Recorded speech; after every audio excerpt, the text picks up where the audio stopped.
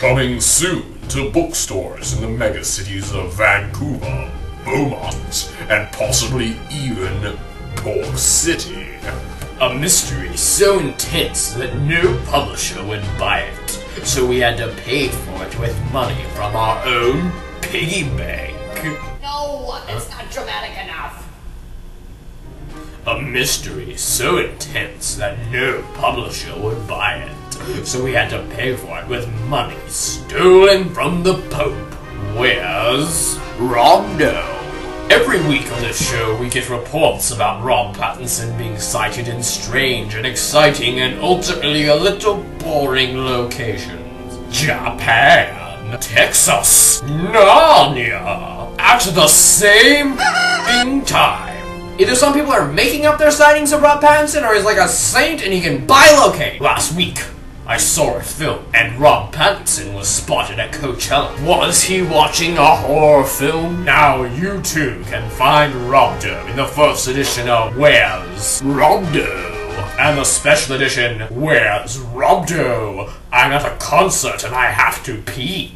Oh, I have to pee! Available in only 19 easy payments of coconuts. This commercial made perfect sense. Okay, did you guys see the new Harry Potter and the Half-Blood Prince trailer that was out on the 16th? Like, oh my god, with butter sauce and scotch on top. I was actually in the town of Fort Worthless at the time for an art festival that was going on, and it turns out that my hotel was a little bit further away from where I thought it was, as in 5 miles further away from where I thought it was, and it was quasi-hurricane weather, and I had to walk all the way there, and that's really a lot whenever your only car has 5 toes. And yes, I know that most people have 10 toes, but I hopped on 1 foot all the way down there, down the highway, because that is how I roll. Please get with the program. And because it was nearly hurricane weather, I bought this umbrella thinking it would make me look like Mary Poppins, like a lifelong dream of mine, and all it did was make me look like a guy with a broken umbrella running through the rain. So when I got to my hotel, I was really tired, and I just dropped my bags, I dropped my pants, just kidding, and I immediately got into a Skype call with the one, the only, the world-famous Becca Grapsey. And she told me that if I had been 15 minutes later, I would have missed the world premiere of the new Harry Potter and the Half-Blood Prince trailer, which I then proceeded to miss because I was talking to her.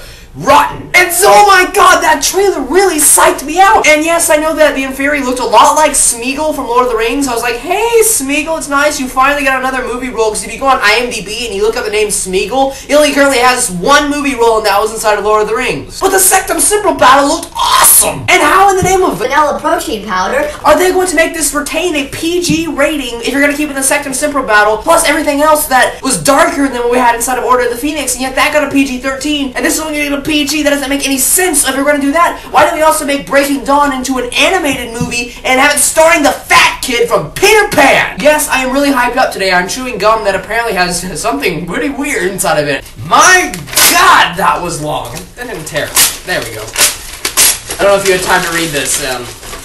If you know what it is, tell me in the comment box. So we got our first photos of the Cullen house in Vancouver coming in from TwilightGossip.com. With a name like that, who wouldn't trust them? Kind of reminds me of the site where I used to get my news, actually. First impression. Here we have the Cullen house, right between the Twinkie house and the world's largest cheeseburger.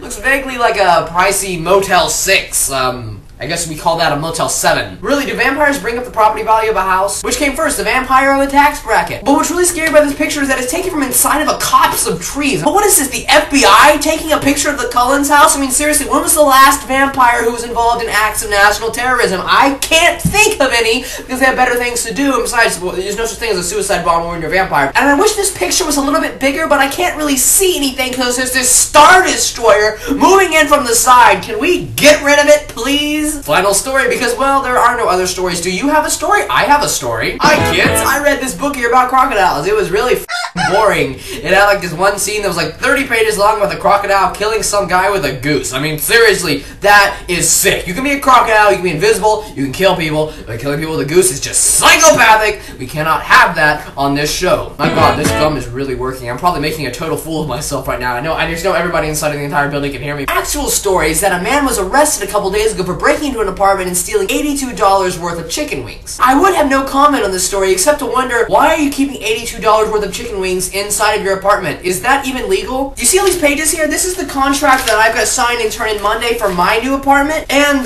there are lots of rules on here. You can't keep a pet. You cannot run a circus or a brothel out of your apartment. I'm pretty sure there's also something in here about you cannot keep $82 worth of chicken wings. Okay, this guy had $82 worth of chicken wings inside of his house, and this guy just came in and stole it, which makes no sense unless the man who stole the chicken wings, or even the man who owned all $82 worth of them, was the random fat guy that MTV.com put on their website a couple days ago and said he was playing inside of the new Moon movie with no explanation because it's just some random fat guy who is obviously not playing in Twilight because there are no fat people in Twilight. They're all perfect people, and that really gets annoying because there are no fat people. Everybody's perfect. I demand fat people in New Moon. If I have to gain 300 pounds and then go audition, I will do it. Fat representation inside of what movie is it? The Eclipse movie. Or the comment box, what do you guys think about the Half-Blood Prince trailer? And in conjunction, what do you guys think about the Cullen House? Thank you for watching, subscribing, and commenting, because if you didn't, I'd get fired. I'm JadenNation, and that was your news for the day. I'm going sleep this off because I'm feeling really hyper right now.